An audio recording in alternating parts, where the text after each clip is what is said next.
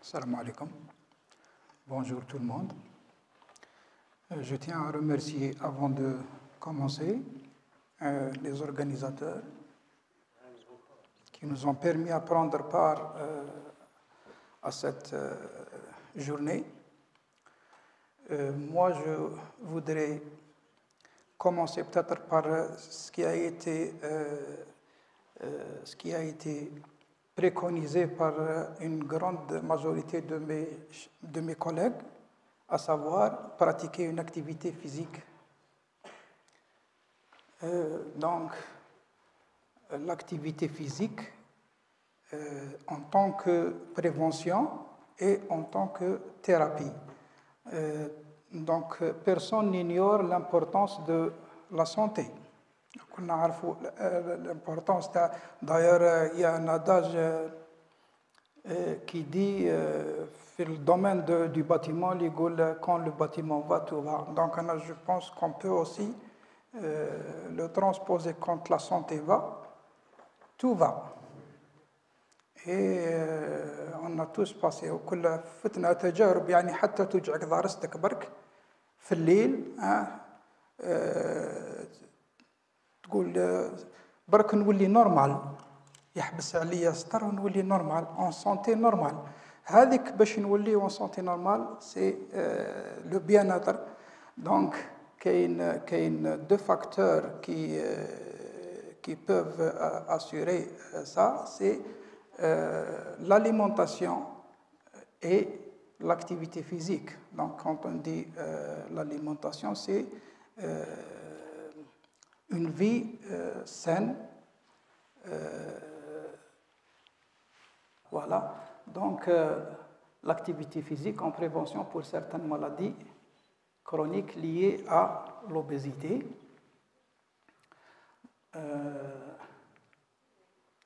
Donc nous avons le système immunitaire en vert, comment renforcer le système immunitaire, et en rouge ce qui affaiblit notre système immunitaire. Donc on trouve le sommeil, l'alimentation, l'activité physique, le stress, donc la réduction du stress, l'attitude positive, le sommeil, etc. Et nous avons ce qui affaiblit notre système immunitaire, le stress, le sucre, la sédentarité, la consommation qui n'est pas organisée, ordonnée, etc. Donc,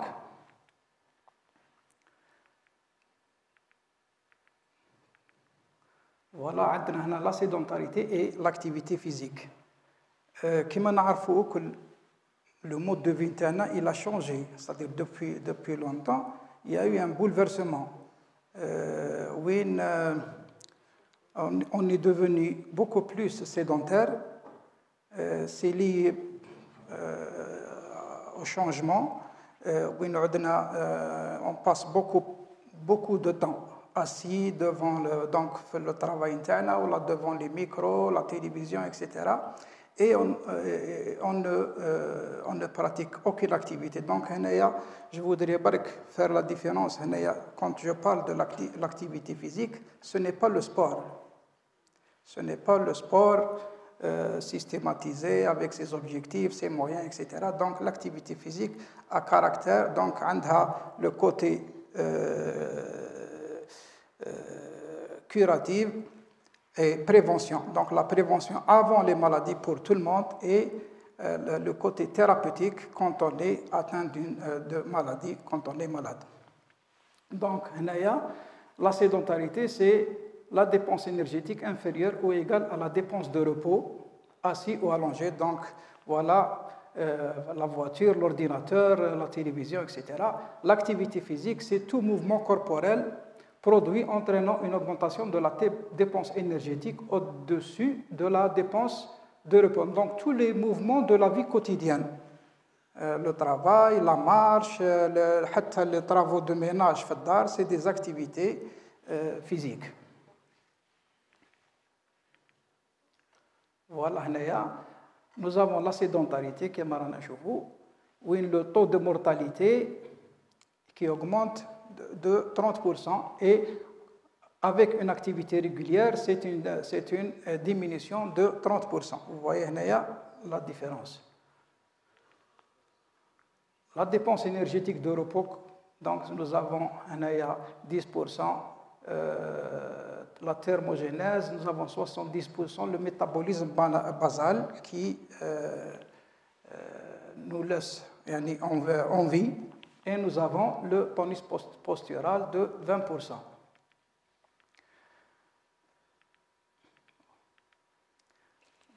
Parmi les maladies liées à l'acide, donc j'essaie de faire le lien entre le manque d'activité et le changement de notre alimentation, parce que là aussi, c'est notre alimentation qui a changé. Donc, on a les fast-food, pratiquement, on a changé complètement de l'aliment. Et tout ça sans activité physique, ce qui a mené à l'obésité. C'est un excès de masse grasse, comme on le voit. Quelques chiffres, elle touche 51% de la population adulte, soit plus d'un Algérien sur deux qui sont obèses. Et ça, c'est des chiffres peut-être qui sont avant la pandémie. Peut-être que maintenant, il y a d'autres ça a changé.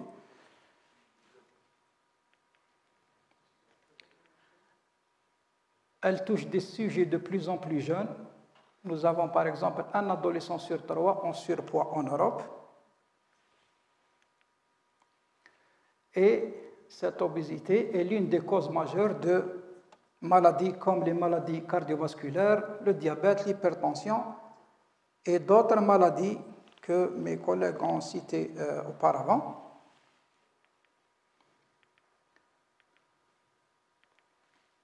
Alors, les risques de l'obésité,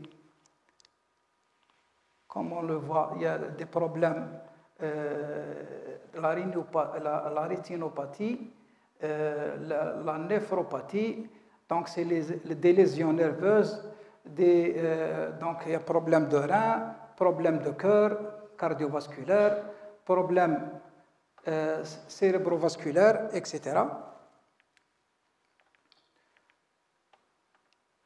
Les risques pour la santé aussi qui sont liés à l'obésité, on le sait, ça c'est pour les malades, les diabétiques surtout. Nous avons un tableau récapitulatif, un peu, c'est donc l'obésité, donc tous les risques qui sont liés à l'obésité, des risques métaboliques, des cancers, des problèmes respiratoires, des problèmes articulaires, et des maladies cardiovasculaires, et pratiquement beaucoup de maladies qui sont liées à cette obésité. Alors, nous avons quelques chiffres aussi, plus de 5 millions de diabétiques, et donc pour les diabétiques, 60% risquent de mourir d'une maladie cardiovasculaire. Il est responsable de 25% des opérations chirurgicales du cœur, de 40% des insuffisances rénales, de 50% des amputations, et c'est la première cause de la cécité chez les adultes.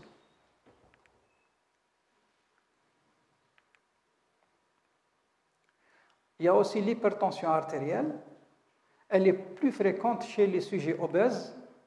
Donc, un excès pondéral de 10 kg augmente le risque de développer une maladie coronaire de 12% et le risque d'accident vasculaire cérébral de 24%.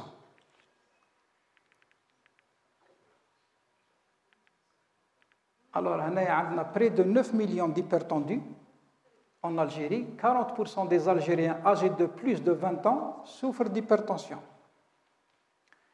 L'hypertension artérielle, la première cause d'hospitalisation en Algérie. Donc, elle attaque le cœur, causant des morts subites, elle attaque le cerveau, des AVC, et les reins, l'insuffisance rénale. Donc, en résumé, l'obésité est responsable d'un grand nombre de maladies chroniques et de décès.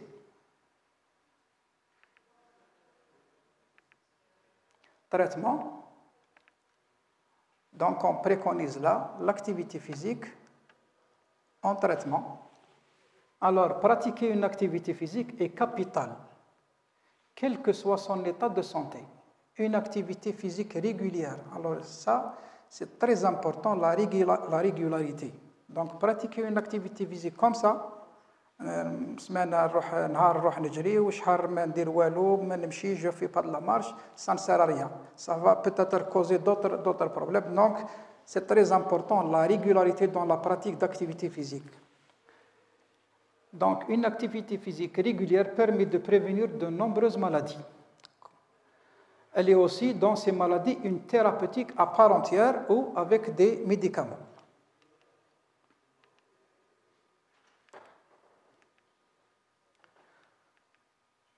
Donc, pour une stimulation optimale, deux outils clés, donc c'est l'alimentation et l'activité physique, comme on le voit.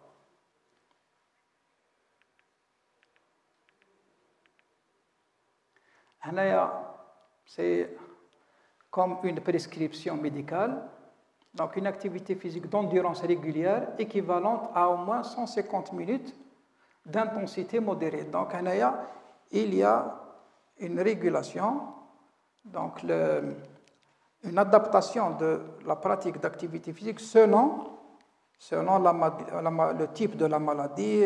Elle est en prévention quand on est sain sans maladie ou en thérapeutique quand on est atteint d'une maladie quelconque, une maladie chronique.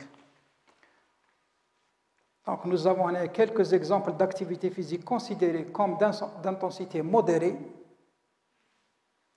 La marche, la montée d'escalier, les courses à pied, courses légères à pied. Nous avons la bicyclette, la natation, etc.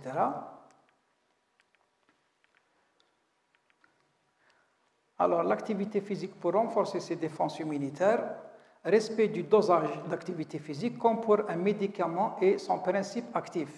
Donc, il a été démontré qu'un niveau d'activité modéré était le plus adapté pour stimuler le système immunitaire. Alors, prescription de l'activité physique chez le sujet en excès pondéral. Nous avons 3 questions. Pourquoi l'activité physique dans ce type de pathologie? Quand la proposer et comment la pratiquer? Alors, pourquoi l'activité physique dans ce type de pathologie? Donc, il existe une relation forte entre l'obésité et l'inactivité physique. Donc, c'est la sédentarité. Donc, c'est des études. L'exercice physique seul ne fait pas maigrir. Et l'activité physique est indispensable dans la prise en charge de surpoids ou de l'obésité. Quand mettre en place des activités physiques dans le cadre de l'obésité? Alors, l'activité physique modérée est un facteur important de maintien du poids du corps. Il est essentiel de distinguer l'activité physique en termes de prévention du gain de poids et, troisièmement, pour la prévention, lutter contre les habitudes ou les mauvaises habitudes, les habitudes sédentaires.